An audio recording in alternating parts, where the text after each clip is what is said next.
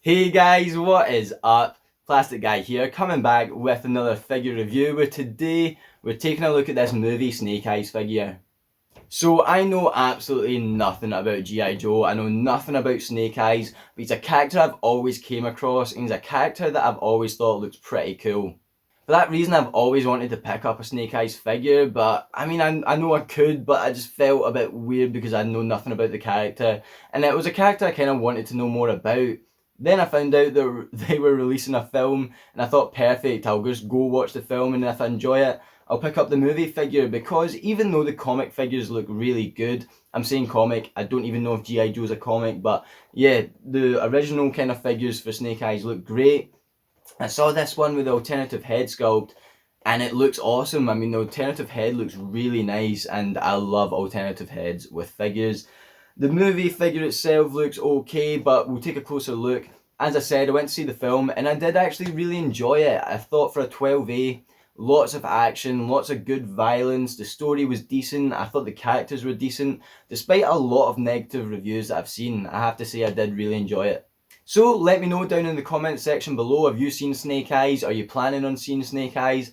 If you have seen it, let me know what you think. Let's not have any spoilers low in case anyone hasn't seen it yet, but let me know. And while you're down there guys, if you do me a massive favour, hit that like button and hit that subscribe button as well. Let's not wait any longer, let's get into this Snake Eyes figure. So here we have our Snake Eyes figure in box, and if we look up the top here, we've got some artwork. I really don't know what the 16 means, probably totally went over my head if it's in the movie. Some artwork here, quite like that image. G.I. Joe Classified Series, Snake Eyes, some more Snake Eyes here, another 16. Great, I wish I knew what that 16 meant. Let me know down in the comments. We've got some more artwork kind of down the side here. Nice product image again, really nice artwork here. That is some really nice artwork there, yeah, like that.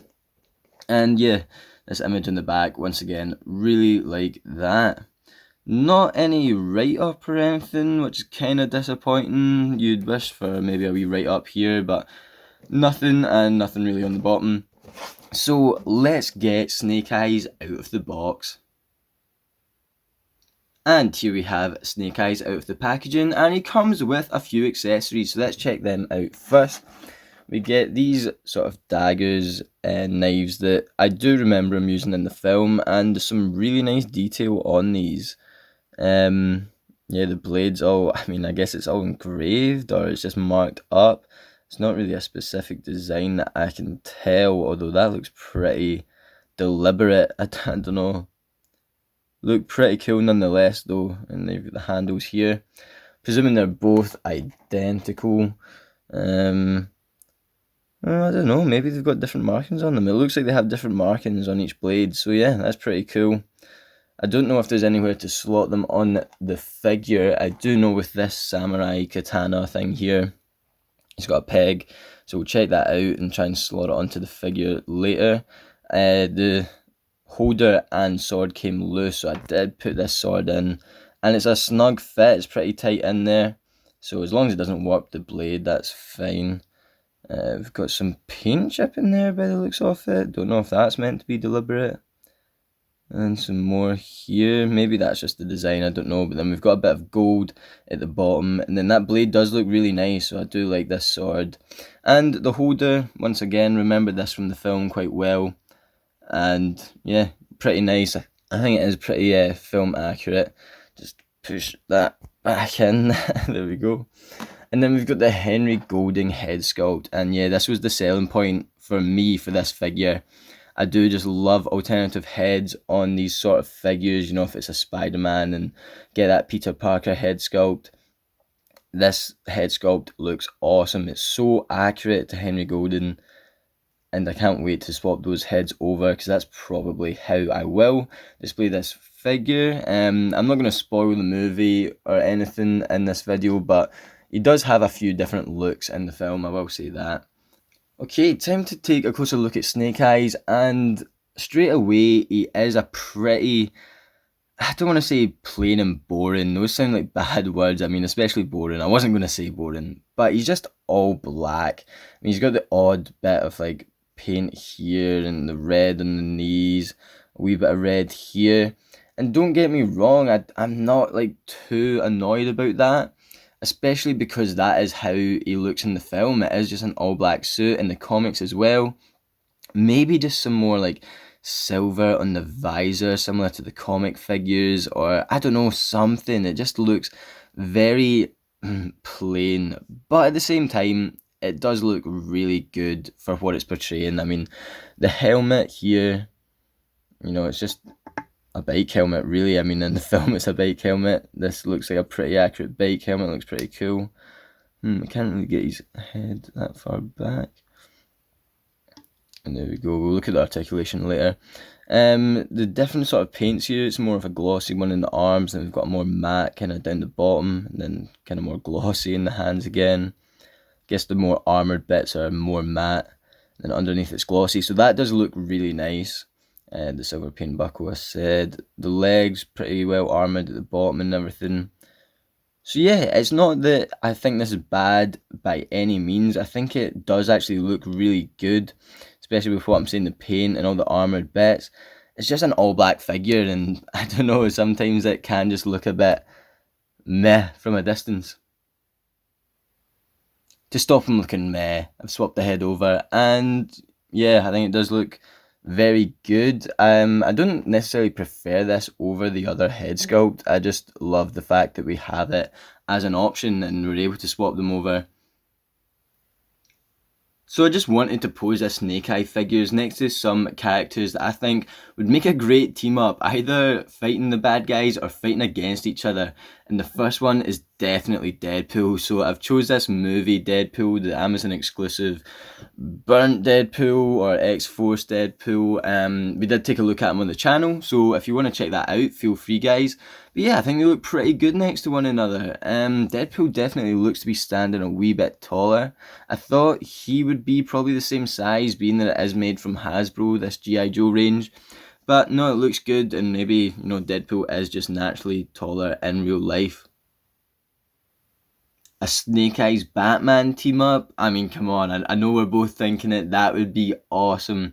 Although these McFarlane figures are just huge, even compared to Marvel Legends, and definitely compared next to this Snake Eyes. So yeah, these two guys specifically aren't going to be teaming up, unless it's some sort of alternative universe where Batman's a giant.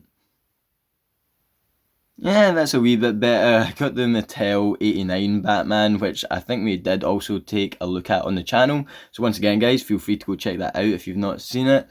But yeah, I mean, these guys are more suited in height, and also the 89 suit is my absolute favourite. Hopefully we get a new 89 figure if he does appear in the new Flash film. But yeah, the darkness of both of these, it would be awesome to see them kicking ass out in the streets of Gotham at night.